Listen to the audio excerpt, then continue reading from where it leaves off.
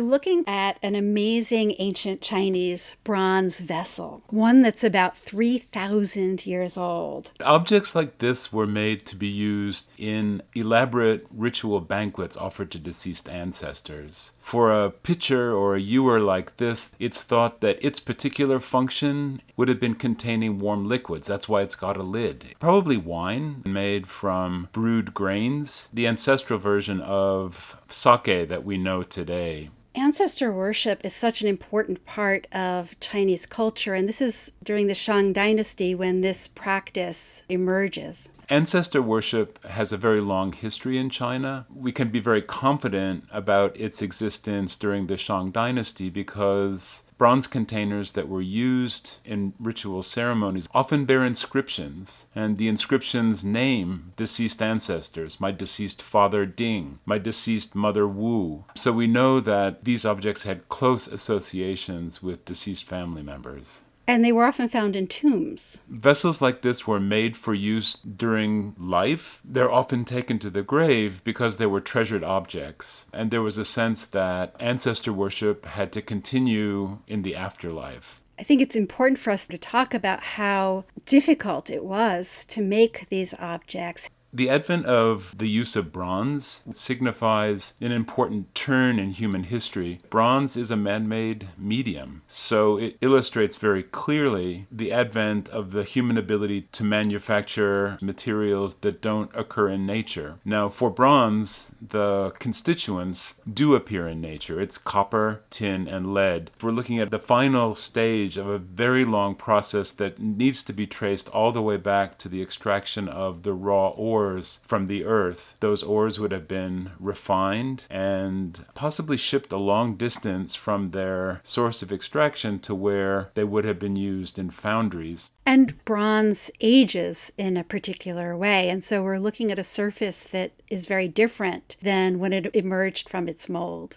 We should think of the original surface as like copper new penny. As an object like this is buried for prolonged periods of time in the moist environment of a subterranean tomb, what happens is what we call a patina, a kind of corrosion forms on the surface. As I look at this, it feels as though it's teeming with life. When I first saw this, I was amazed at the vitality of the surface. There are all sorts of animals that are recognizable, but not all are complete. In some cases, only heads. So, for example, at the very front of the lid, we see what looks to me like a monster face with horns. But there's no body. A similarly dismembered element appears at the back of the lid where you've got a head that looks like the head of a buffalo. And again, a search for a body comes up fruitless. And we don't always have real animals. We have imaginary composite creatures.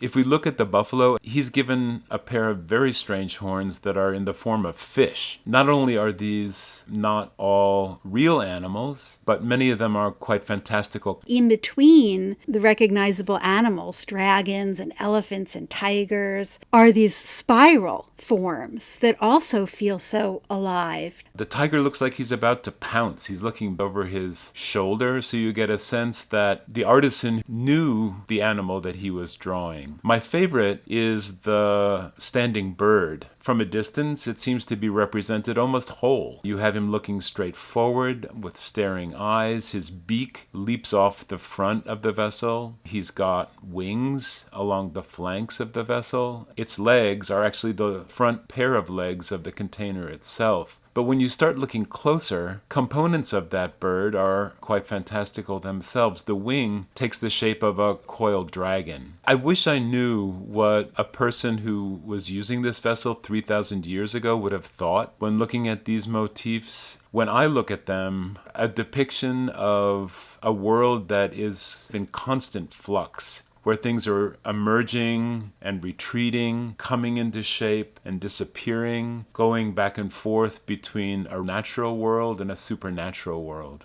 Also, there are times when we see one animal in the jaws of another. One characteristic of Chinese bronzes of this period is a kind of brutality. There's a large monster mask with its jaws wide open. What's inside its jaws but the head of a humanoid who is essentially the back leg of the vessel. And then he seems to be encased in a serpent that surrounds his body.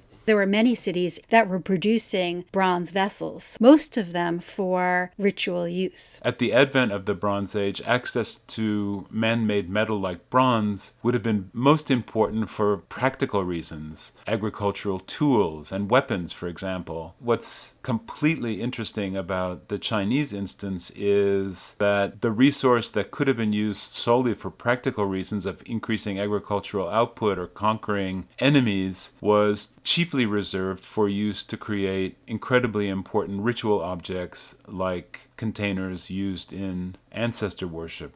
But that makes sense in that worldview if the sacrificing to the ancestors could ensure harvests, could ensure the well-being of the state and its people. The fact that bronze was reserved for these very special functions indicates that these containers were among the most important objects that were being made at the time. It's thought that given the complexity of the ancient bronze industry, it was probably the special prerogative of the king. It looks as though it was cast, it was created in one piece. The lid would have been made separately, and the handle was made as a third piece. Each of those units would have been made in a separate piece mold assembly. So this object started as a ceramic model, and the decoration may well have been carved in the ceramic body of the model. It's this technical difference that allows us to think of the Chinese Bronze Age as an independent, local invention that was created by Chinese craftsmen